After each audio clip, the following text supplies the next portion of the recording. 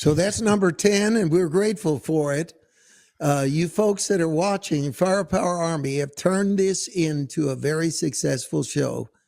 And I don't know what your experience is, but when I'm on the road, Todd, people come up and tell us how much they are enjoying the show everywhere we go. We That's never right. dreamed it would be what it is now, and I believe it's going to be even greater. But what do you say, my friend? I agree with you. Everywhere we go, people come up, many of you, and we thank you. We love when you do that and share that you are an avid supporter and viewer of this show, and you're part of the Firepower Army.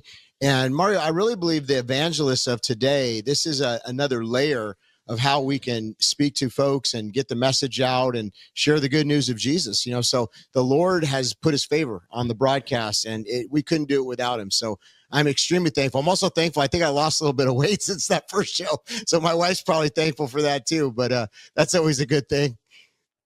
Well, I'll tell you what, I'm just glad the shirt still fits. And so that will be the one out of the 10 that we'll say the least about, and we're grateful to you for it. But to show you what number 9 is, we're going to roll the tape right now. This is number 9. The Teamsters Union said Wednesday they won't endorse any U.S. presidential candidate for the first time since 1996.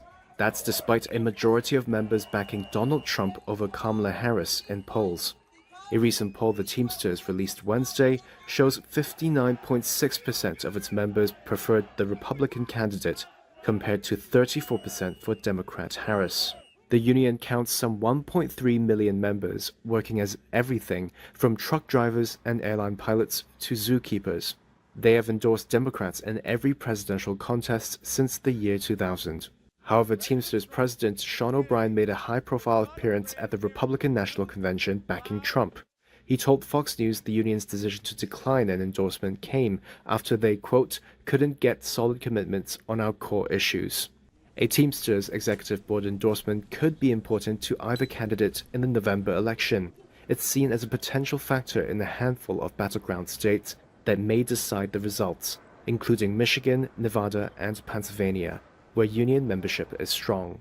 Speaking to reporters in New York, Trump responded to the Teamsters' decision to not endorse a candidate by saying, "It's a great honor. They are not going to endorse the Democrats. That's a big thing."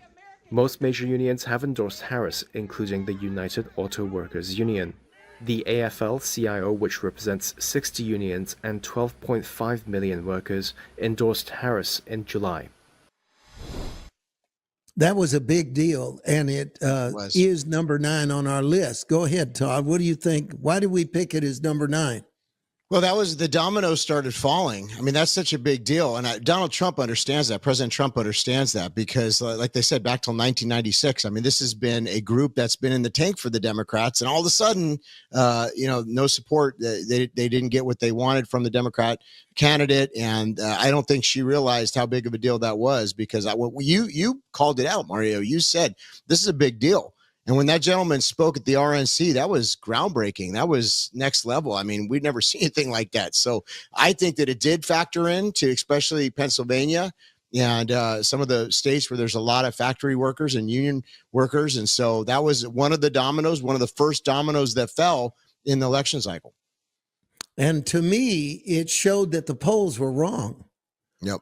Because when they said how many in the Teamsters Union favored Trump over Kamala Harris, the real story is not that they didn't endorse her, in my opinion. It's how many of the members of the union favored Trump over her. Here's a Democratic stronghold, and nearly 2/3 of the voting body wanted Trump over the Democrat. And as you said, the dominoes began to fall because then Washington Post said, we're not going to endorse Kamala Harris or any presidential candidate, then the LA Times, then several other newspapers. So it was really clear at that moment that something was going on, that Trump was attracting voters outside of the Republican base. And that, my friend, was a true act of God. And I think it's very underappreciated. I was actually going to move it higher, but I believe where we have it is just right. And I think that we need to understand that that was the first inclination that, in my mind, this was going to be a landslide. It was just too big a deal, right? Don't you agree? 100%. I mean, that's what I'm saying. The folks that know, and this is where it unraveled. It started unraveling for the Democrats, because these were people that were guarantees in the last couple of elections. I mean, it wasn't even, I think they took them for granted. And what it shows too is President Trump is pro-business, pro-industry. I mean, these folks understand, he gets it. He's going to position them to be much more successful. And I think this is where a lot of folks are, Mario, is they're like, look, the Democrats, the globalist policies, they don't help us. They don't benefit the workers. No. They don't benefit the blue collar people. And so everybody was feeling the pinch in their purse, in their spending, and their shopping. And they said, no, this is not going to work. And so, yes, I believe you were really keen on this, because you spoke about this before anybody else. And I remember listening to what you said about it, and you were spot on. You know, and the thing that I thought about it, that again, I think people were missing, is that's when I knew that Trump was the candidate for the working class. That shift in the narrative, which the Democrats had had a stronghold for decades, claiming they were the party of the working class. That's when I knew something's going on here. All this talk about abortion, that's the other thing. Oh, I knew that when the Teamsters Union did not endorse Kamala Harris, I knew that abortion was not the number one issue. And like I said in the blog, more women wanted groceries than wanted abortions. That's and right. The Democrats were slow to realize that. And to their own demise, they missed the fact that it was inflation. And by virtue of that, the fact that they believed that the open borders were costing them jobs, and that they felt the Democratic power structure, the ruling elite party, cared more about illegal immigrants than they did working class Americans. And I think that's what sunk it. So now we did 10 and 9. And so we're going to roll the tape on number 8. What is number 8 thing we're thankful for? I want to bring the conversation back to the broken criminal justice system that is disproportionately negatively impacting Black and brown people all across this country today. Now, Senator Harris says she's proud of her record as a prosecutor and that she'll be a prosecutor president, but I'm deeply concerned about this record. There are too many examples to cite, but she put over 1,500 people in jail for marijuana violations and then laughed about it when she was asked if she ever smoked marijuana. She blocked evidence. She blocked evidence that would have freed an innocent man from death row until the courts forced her to do so. She kept people in prison beyond their sentences to use them as cheap labor for the state of California. And she fought to keep cash bail system in place that impacts poor people in the worst kind of way. Okay, think about this, Todd. I'm going to ask you a question. Get ready, buddy. Okay. Tulsi Gabbard was good news, not for what she did during the election, but what she's going to do during the presidency. And what I want to identify her as number 8 is because she's going to be a powerhouse in the Trump team. And she is a existential threat to the left. And I think you saw it in that video. She so dismantled Kamala Harris in exchange that she dropped out of Kamala Harris dropped out of the race not long after that. She was the most disliked. That's why we know it was an absolute puppet show that she was ever chosen, coronated as the replacement for Biden.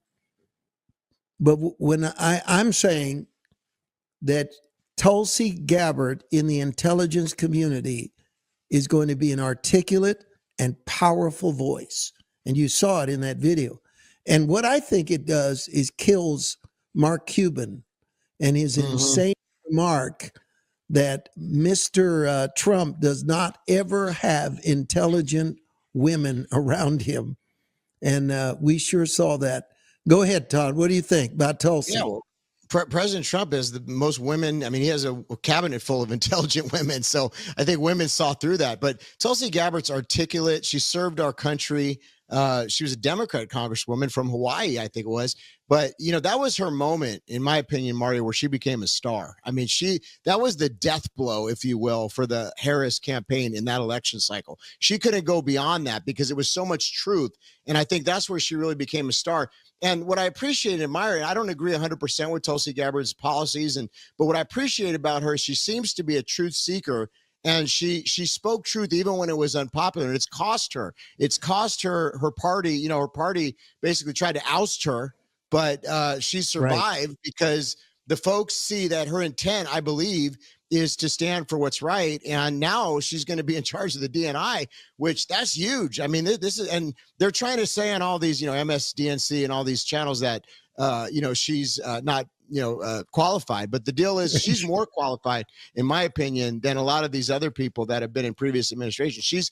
I mean, what about these men that thought they were women? I mean, that's what about the qualifications there? I mean, look at the last cabinet appointees from the Biden, you know. So, I mean, this is a woman's articulate. She's smart. She's brilliant. And she served our country, by the way. And so I'm interested to see how this all pans out. But I like her. You know, and the other thing I think that she's going to be is an extension of Donald Trump's doctrine to stay out of needless wars. That's right. And she's going to uncover the connection between the globalists, the military industrial complex, and the moles who are embedded in our intelligence community. She's going to go after them. And to me, it's going to keep us out of wars. And that's why I'm excited that she's on the team, and I think she's going to be a phenomenal contribution.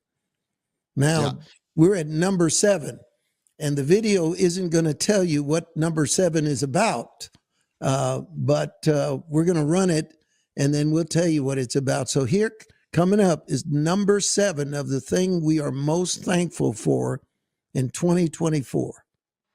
Only later in your political career did you change your position. Why? Yeah, I sat in that office with those Sandy Hook parents. I've become friends with school shooters. I've seen it. Look, the NRA, I was an NRA guy for a long time. They used to teach gun safety. I'm of an age where my shotgun was in my car so I could pheasant hunt after football practice. So J.D. Vance, that's what that's about. That's not J.D. Vance, but that demonstrates this friend of school shooters, of course, was a flub. But what it demonstrated is the debate skills and the incredible ability to dismantle false arguments in J.D. Vance. And you and I remember the day that you called me and you were hoping it was somebody else. That the day that Trump picked J.D. Vance, I was dancing in the living room. That's true. Excited. And you had a different opinion than mine on that. You wanted somebody. He grew on me.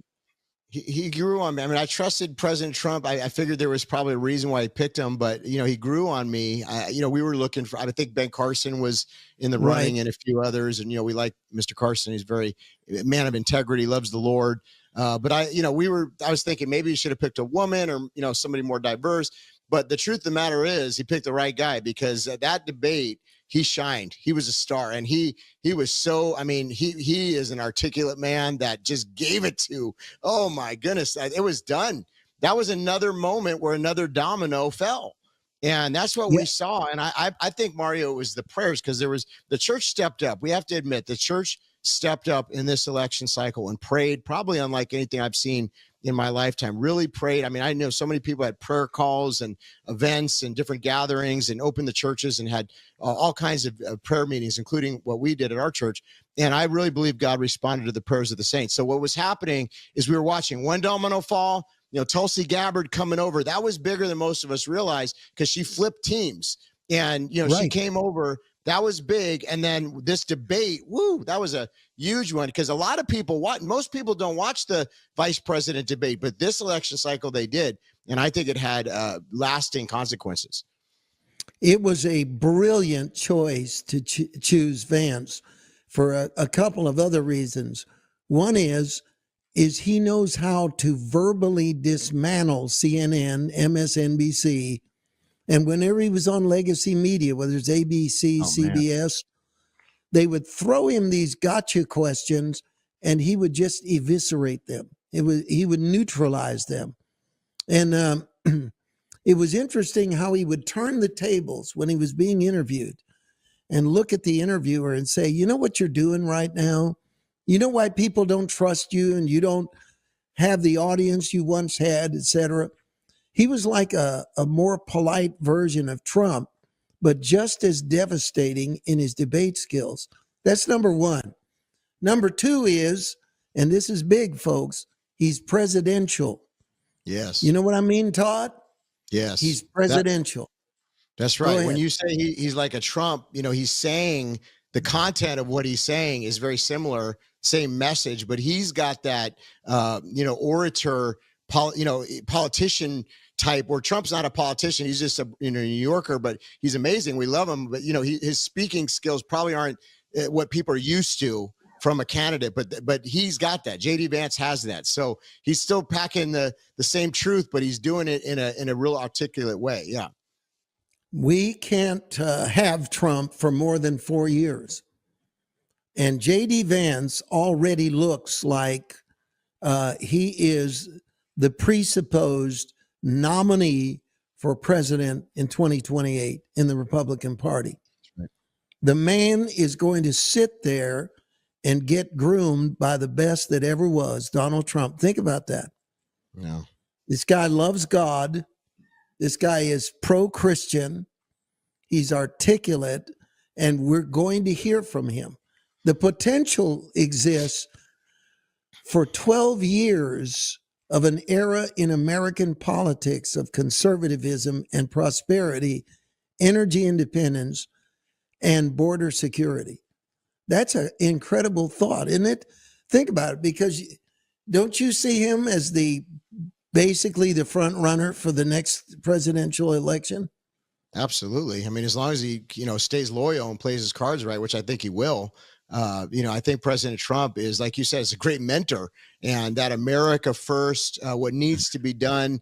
I don't think people are going to tolerate rhinos anymore. I think that rhinos are going to be, they're going to get rid of them. I mean, all these PACs, and there's a lot of power behind this movement, and they're not going to tolerate these rhinos. And so they're all kind of put on notice right now. I think even with the Gates nomination, even though that didn't end up going through, what it did was it shows President Trump what senators and what congressmen are going to be loyal.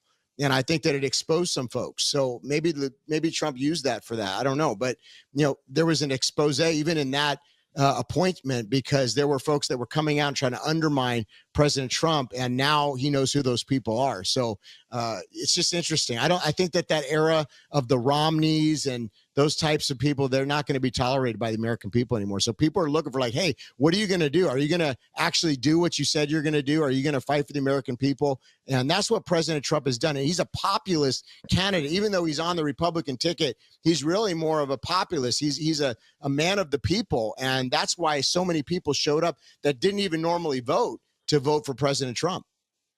Yep. I truly believe that what we're watching is a miracle in the fact of, again, that JD Vance will be able to be prepared for the presidency by Donald J. Trump. And this is going to be Trump's Republican Party for a long, long time. There's no doubt in my mind. And the other thing that I love that is gone now is the Obama legacy. It's been wiped out. See, it's been wiped out. And this guarantees it that I'm not going to say anything disparaging about Mike Pence, okay? I'm not going to. But I am going to tell you that there is an energy level in J.D. Vance as a vice president that there wasn't with Mike Pence. Mm-hmm. So the tendency for a vice president to be more of a figurehead and kind of cut ribbons at mall openings, whatever, that's not going to be the case with J.D. Vance. He's going to be involved in policy. He's going to be involved in leadership. And I don't like the term attack dog, but I do believe that J.D. Vance is going to be one other voice that's going to continue to be a nightmare to the legacy media in being able to destroy false arguments. He's gifted, and I'm very grateful that that we got him. And it is evident to me that he's going to be very powerful. You have any closing remarks about JD? Well, he's fast on his feet, and that's important, and he comes back with just amazing comebacks. So, yeah, I think you're absolutely right. And you know what I love about him? He's got President Trump's back, and that's so important. And so, he needs somebody like that, President Trump. He's been fighting this battle a lot of times by himself. And so I'm really thankful that he's got a running mate that is going to have his back. Yeah, I just feel it feels clean. There's integrity in there. And I feel like we're in for a great time. Now, at number 6 in our countdown, are we really already at number 6 here? I'm glad, because some of these are going to take more comments than the ones we've done before.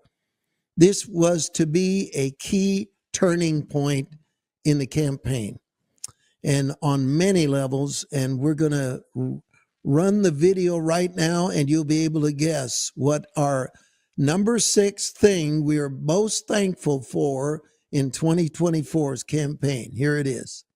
All those things we need to do: child care, elder care, making sure that we continue to strengthen our healthcare system, making sure that we're able to make every single solitary person eligible for what I've been able to do with the with the COVID. With dealing with everything we have to do with. Look, if we finally beat Medicare. Thank you, President Biden. President Trump? Well, he's right. He did beat Medicare. He beat it to death, and he's destroying Medicare because all of these people are coming in. They're putting them on Medicare. They're putting them on. I mean, I'm sitting here. That was shocking. Yeah. But that was a turning point. You comment first. I'm busy laughing here. Well, what I love is President Trump's expressions. He's such an you always know what the man is thinking. He's looking over like, what's going on? So, and I think all the American people this was the moment when what was done in darkness came to light. A lot of people were denying the cognitive ability of the president, and then it came out there for the whole world to see. And that was when a huge domino fell. Whether it was planned or not, there's a lot of debate about that, but it really kind of put the Democrat camp into chaos, and they were all arguing amongst each other. And again, I think this was the prayers of the people of God that were praying, confusion, the enemy's camp. And, there was other people that were jockeying for the position, and they didn't know how they were going to do it. And it ultimately catapulted Kamala, who was unelected, didn't go through any of the process, and here she comes out. And all of a sudden, in a few weeks, we're meant to believe that everybody's behind Kamala Harris when she was a very unpopular candidate. We just saw how Tulsi Gabbard knocked her out in that last runaround for the president. And then now all of a sudden she emerges as this, populist. No, not at all. The American people didn't like her. And that became very evident in the election. But they tried to make it out like she was this, beloved person that everybody was getting behind. And Mario, this show, you were calling it out. I was calling it out. There wasn't a lot of people that were given the type of feedback. You can go back and watch. I mean, we even did an episode, if you recall, where you said when they replaced Biden, they were going to replace Biden. And that was groundbreaking at the time because no one really knew if that was going to happen. But you felt the Lord had put that on your heart. You were right. We discussed it, and it ended up happening. One of the things that I enjoyed in our interchange is how we'll both see something from a different perspective. Like, it isn't that we're disagreeing. It's just simply that you'll have an insight that I'll overlook, or I'll get something that you might not be aware of. I was rejoicing when they picked Kamala Harris because unlike everybody else, I knew she was going to lose. I said, look, Biden has an excuse. He has dementia. She has no excuse. And her word salads are self-inflicted. She's literally unlikable, in my opinion, and I don't mean this in a mean way, not very intelligent. And constant drumbeat that she accomplished this and accomplished that. I'm from California. Worse than that, I'm from San Francisco. And I knew that she had been constantly protected from accountability during her entire career. But there's a book called The Peter Principle, which says that people tend to be promoted to their highest level of incompetence. And the gist of the book is, don't accept a promotion on a level of responsibility that is above your capability, because your climb up the ladder to success, there's a certain point where if you stay where you are, you're guaranteed to be successful. But when you move up beyond what your pay grade, that's when the Peter Principle kicks in. And that was her. That's right. Once she went into a national campaign and the scrutiny of all that was going to happen, it became very clear how many years she had gotten away with something. So I don't want to make light of Biden's condition. There's no way that that's something I'm rejoicing in. But what I'm saying is the humor of it was what all the media was doing. You remember that pathetic moment when Jill Biden said, "You answered all the questions." Right. And I said, if you talk about a participation trophy, that was it. But we look back on it, and it qualifies as number 6 because it was the turning point in the campaign. That's and right. It put the Democrats in a horrible position. They had to it was a coronation of her, Kamala Harris, and everybody was saying, oh, she's popular. Oh, she's this. I said, nope, this dog won't hunt. This is not going to happen. The day of reckoning is coming. What she is will come to the surface. And $1.6 billion. Talk about dodging a bullet, okay? Right.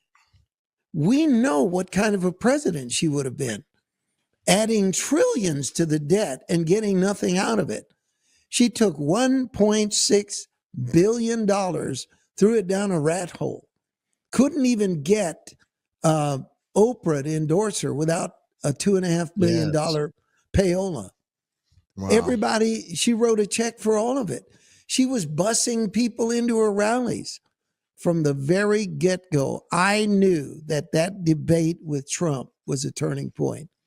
And it was so devastating. Remember how, and go ahead, you're getting me all worked up here, so I'm going to let you talk.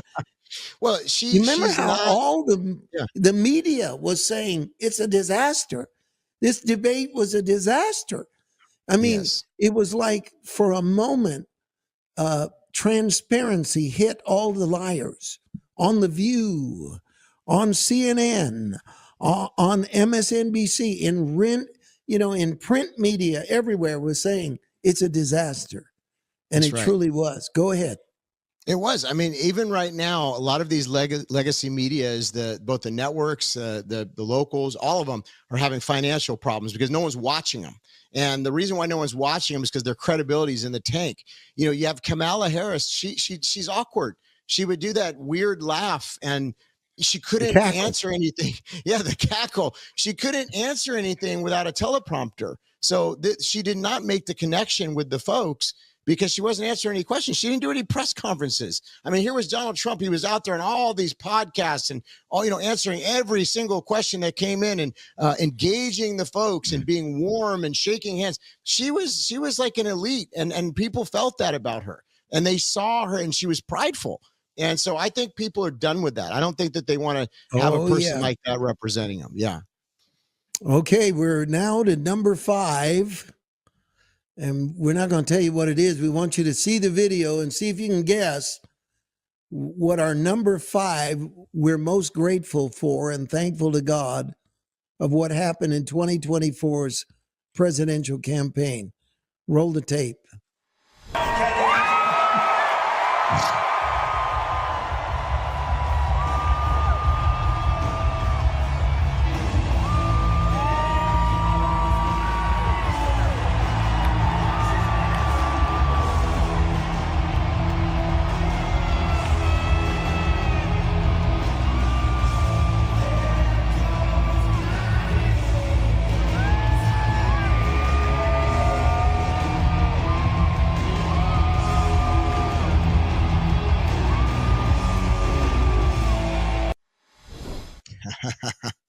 Historic. I believe, yeah, Robert F. Kennedy won several of the battleground states for Donald Trump in the election.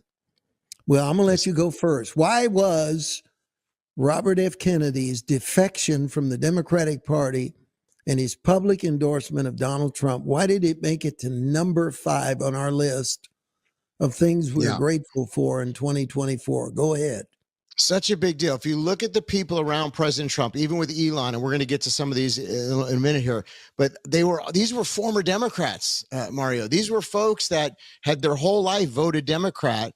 You know, my grandma, she loved John F. Kennedy, and she was a Democrat. Before she passed away, I think she started becoming more conservative. But remember, there was an era in the Democrat Party that it was Kennedy's party.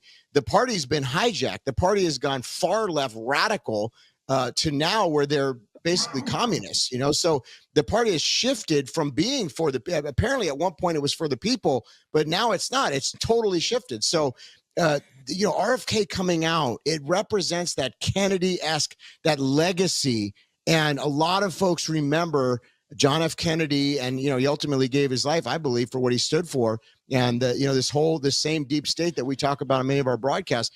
And so this represented the Kennedys coming over and supporting President Trump, and that era of that Democrat Party, those folks like the Elon Musk, like the Tulsi Gabbards, like the RFKs that are now saying, look, this isn't my party anymore. I need to stand behind this man because he represents my values more than the Democrat Party. That to me is a huge deal. Mothers care about what their children eat. And they agree with Robert Kennedy that the food industry is poisoning the kids. They agree. Now, these aren't necessarily Republican women, but once again, the base that was under the Republican tent, this genius, this incredible Donald Trump, once again added another weapon to the arsenal and immediately opened up the Republican Party to a group of people that weren't in the party. How weird is it that suddenly Trump is the candidate of free speech, Trump is the candidate of uncovering the vaccine corruption, taking on Big Pharma, Trump is the candidate of exposing wokeness among our generals and our intelligence community. And so now it's becoming evident that this base of Donald Trump is too big to rig. That's what I saw Robert Kennedy represented it. We've just reached that tipping point where this election is too big to rig, because there were many, many people that were going to vote for Robert Kennedy Jr. as an independent. And his voice added to the Trump train. What an addition. Amazing. Amazing. And think about this too. The celebrities that you mentioned, they had to be bought, and their influence has diminished. Folks are kind of tired of these elite celebrities that they know are, basically just front people for a lot, like you said, Big Pharma, some of these things. So they didn't care about Beyonce or Taylor Swift or, that's pretty bad. I mean, Taylor Swift's got a pretty big following, and they didn't even care about that. They cared about folks like RFK. Like you said, the moms that say, hey, why is it that a lot of the food in America isn't even sold around the world because other countries have banned it? Why is it that, you look at the beach in you look at the beaches in 1967, a picture of that, most folks were in pretty good shape. You look now, obesity has become a major factor. There's all kinds of heart issues, and, America's health is not good. And so something has to change. And so bringing in RFK, this is going to be so disruptive on so many levels. And I think people have been more informed. The internet has helped with that. Sites like X have helped with that. Free speech platforms like Rumble, shows like this that have gone around the mainstream corporate media. And so now we have a more educated population, and people are like, you know what? We need change. We cannot continue going down this path. And that's what RFK. And so all these dominoes falling, these were answers to prayer. And these were huge. And I think that moment when he walked out, Mario, that was a defining moment. That was historic, It really was. And that's when I believe it became too big to rig. Now, this is where you would almost become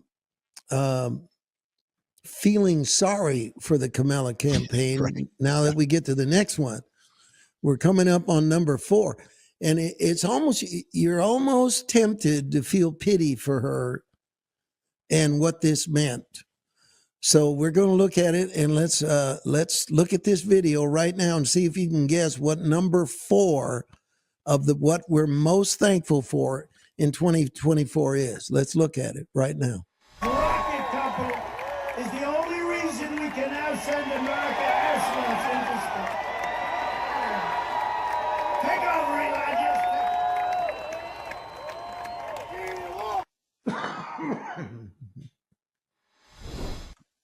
You have got to be kidding. All the Democratic operatives are going, you have got to be kidding. Elon Musk is traveling with Trump and campaigning for him, the wealthiest man in the world. Come on. I'm lobbing you a softball pitch over the plate at 50 miles an hour. What did you think when Elon Musk appeared at that rally in Butler, Pennsylvania? What went through your mind? It's over. And remember, you and I, we covered, remember when they did that, it was like the X Spaces, and they did that interview. And that was a moment too. We didn't include in our top 10, but that was big. And they broke the internet with that interview. Remember that? I mean, it was like more people listened than ever before, millions and millions of people. That was when it's like, okay, they're putting these polls out, but all you got to do is look at the viewership of this interview. And there's millions of people. I mean, all over the world, but especially here in the United States that were listening. So him coming out is just so big, Mario, because, not only does he have the resources financially, and he did, by the way, undergird some very important things during the election cycle where he held different contests and things like that, and helped support President Trump. And that goes against the Soros money because, they seem to have unlimited resources, but this was a counter to that. And I know some folks don't like Elon Musk, and I understand that, but what I'm saying is a counter to that Soros, all those, was it Act Blue and all those different organizations, the NGOs. Here comes the richest man in the world, which, by the way, bought Twitter, turned it into X, which is the #1 news site in all of the world. That's where folks are getting their news from, which, by the way, if you don't have an X account, you should probably get on there because we post the show on there, by the way. But, there's a lot of conversations that are going on that are on X that aren't on some of these other social media outlets that censor. And it's for the most part, censorship free. So that him coming over, him availing X, him doing the interview, him helping undergird financially, and just the support of Elon Musk was a massive domino. And I think at that point, Mario, that's where, like you said, it almost became unfair for the Democrats, but it wasn't because they had to be too big to rig. And we knew that there was all kinds of nefarious plans. So that countered that. Well, I have a couple more comments about it. Elon Musk, to me, this Thanksgiving is like that second helping of pumpkin pie with whipped cream on it and a fresh cup of coffee. I already had the one, already had the RFK slice of pie. But then came the Elon Musk, and I'm sitting there thinking, God in his holy heaven is having mercy on the United States by breaking the Billionaires Club, which was so leftist, so hateful toward the church. And it seemed like there was this impenetrable wall that we couldn't break, and suddenly it was over. And you brought up, and we got to talk about this. So come on back here a second, Todd. I'm not saying you left. I just wanted you on screen. And we want to thank our producer, Matt, for putting up with us because Matt Fuller is just amazing the way he's been able to do all these videos. And sometimes we don't give him things until the last minute. And he fights being angry with us, and he's so patient. We love him. But you mentioned the interview that Trump did with Elon Musk. Yeah. All right. The legacy media was 90% of the media that's out there was a state-sponsored media, totally in the tank for Kamala, right?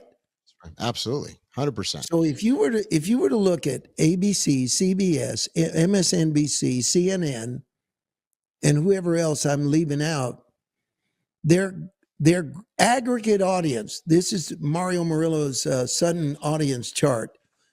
Whenever Kamala was on all of them at the same time being commented, this is what her audience was, aggregate audience.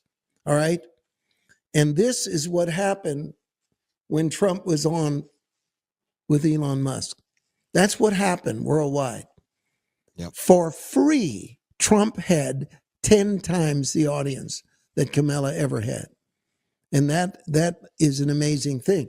And here's the other thing is, there was these posts where they're talking about a conversation that Elon Musk had with someone, and they were talking about Twitter.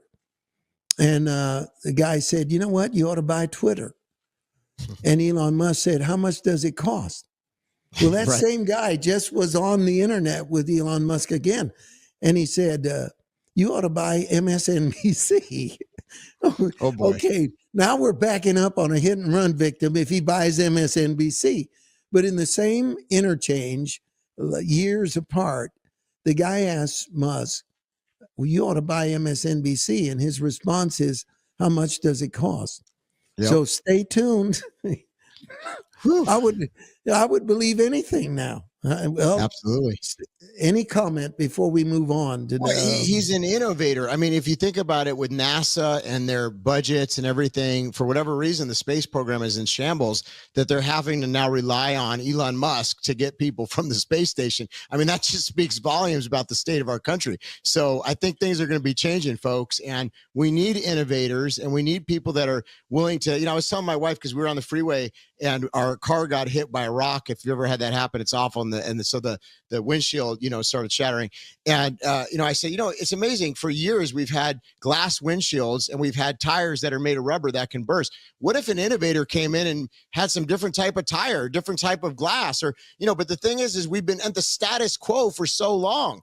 And this is the legacy media, is the status quo for so long. We need disruptors. We need reformers. And that's what President Trump is doing. He's putting together a cabinet of reformers. And by the way, that's what's happening in the church as we speak too, is that the Lord is raising up reformers for such a time as this. That's what's going on. That's what's happening. And so everything that we're discussing today, it actually has a spiritual significance. And just when you think it couldn't have gotten worse for Democrats, here is number 3 of what we're most thankful for in 2024. Let's roll it right now. It's a creepy, corrupt business, and the media, to a large extent, acts as a propaganda arm for the Democratic Party. It's not even believable. Yeah, it's bizarre to watch, and most young people, I think, are aware of it. I think most boomers still, unfortunately, read the newspapers and believe in CNN. But it's getting younger. Let me tell you, it's getting for us, for a conservative. Yes. And I consider myself a person. It's the internet. It's because the internet's giving people information that they're not getting from anywhere else. And they like the very fine people hoax, the Russiagate hoax, all these different things that they've done. They tried to pin on you. That's like, it's a clear distortion of what you actually said. The bloodbath hoax. Yeah, I was talking about the auto industry. Yes. It's a bloodbath because Japan and China are taking our auto. And I said, it's a bloodbath. They said, he used the word bloodbath. He said, if you don't win, it's going to be a bloodbath because they're going to take over. That's exactly what you said. It's a terrible thing they do. But that's the problem with propagandists, because they take things out of context, and ultimately what they do is they diminish their own credibility because people don't want to listen to them anymore because they see that they've done that and they recognize what's going on and they feel insulted. Their intelligence is getting look insulted. At the ratings. There it is. Yeah, I wish we could spend more time on this. It's a creepy, corrupt business. Yeah, and thank you for that. It is. And that bore repeating, by the way. Don't edit that out, Matt. We like that mistake. That was great. That's right. It is a creepy, corrupt business. The media was assaulted, and it was a moment that will live on in American history when millions of Americans, free of the bias, censorship, algorithms, were able to hear Donald Trump and Joe Rogan, a respected voice to millions and millions of people. Amazing. You got 1 minute, and then we got to move on. Go. having conversations like this. I mean, this is what people want to hear, is real talk. He's answering questions. And it just blew their whole fake propaganda story out. Mario, I don't think they're going to be able to put the cat back in the bag on this. I think that we're in a whole new era, because people want truth and they know what's going on. And so it's going to be real hard for them to ever regain control that they once had with the legacy media. It's going to be a very tough road for them. Now, I pray that the Republicans that have the House, the Senate, and everything right now do what's right and help President Trump in his agenda. They need to do that. We have 2 left. And let's see if you can guess what number 2 is. It was something that there are no words for, how much jubilation we all felt when this happened. Let's roll it. What they went to that venue tonight hoping to see and witness was a historic election of Kamala Harris to the presidency, was the end of the Trump era as they knew it. And so we don't know the outcome yet, but that is not what they are receiving. And they are being told to go home and wait till tomorrow. And nothing that was true yesterday about how flawlessly this campaign was run is not true now. I mean, this really was an historic, flawlessly run campaign. Queen Latifah never endorses anyone. She came out and endorsed. She had every prominent celebrity voice. She had the Swifties. She had the Beehive. You could not have run a better campaign. In Western Europe and in the UK and in the Middle East, people are waking up to this. Oh, and they are. I've gotten people from Western Europe who are extraordinarily alarmed and terrified. May I reiterate, there are 2 of the 7 swing states that have been called by NBC News right now, which is Georgia and North Carolina. None of the other 5 states have been called at this point. You can see this is the battleground states, Pennsylvania, Michigan, and Wisconsin, the so-called blue wall. None of those states called by NBC News. In the swing state of Pennsylvania, NBC News now projects that presidential contest has been won by Donald Trump. It presents an insurmountable future here for Kamala Harris and for the Democratic ticket. Let's watch as Trump takes the stage in Palm Beach, Florida.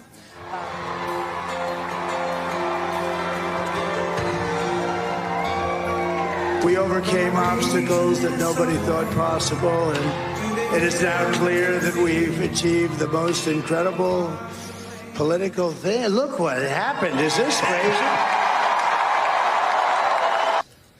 Boy, it's going to be a real tough speech for her.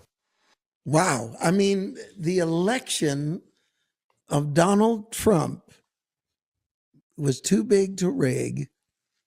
And it was just a total amazing, indescribable victory. I thought when he won against Hillary, it felt awesome. This was on this is another level altogether. What did you think that moment when you saw it hit 270? Because I wasn't leaving. Yeah. It was nothing short of a miracle. Every odd was stacked against us from a worldly perspective. The only thing that we had was the prayers of the saints and overcoming this massive, deeply entrenched. We knew that there was all these plans, things we can't talk about on some of these platforms, but we knew they were doing all these things. And here comes President Trump. And he even said, wow, look what happened. And that's what everybody felt. And it is a huge miracle. And I'm so thankful for the pastors that came out that weekend and said it was a miracle. And for the people that weren't afraid to say what God did, because he did a miracle. And we are still in awe. And you know what? Listen, there's a lot of challenges right now. We're going to cover them all in the show, even next week. But here's the thing. If it would have gone the other way, we'd be in a whole nother world. And everybody knows that. And so even though we have some really big challenges and we report on those things, the fact of the matter is what God did was a miracle. And we need to continue to give him thanks for what he did. We sure do. And wouldn't we love to talk more about the feeling we had when Donald Trump won? And we are now down to number one. Number one, what could possibly be something we are more grateful for than Donald Trump winning the presidency? Well, here it is right now. We'll roll it. Drum roll.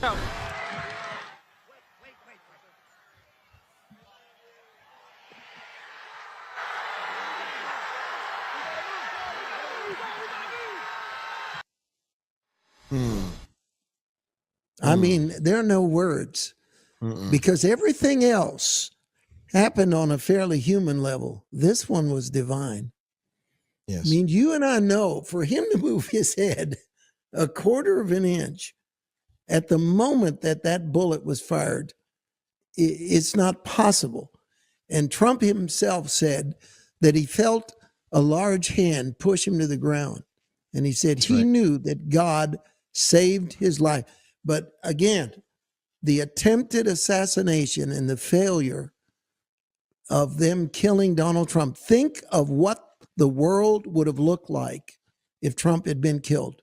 What would the world have looked like? If ever we were grateful for anything as Americans, that right there. And that's when I knew he was going to win.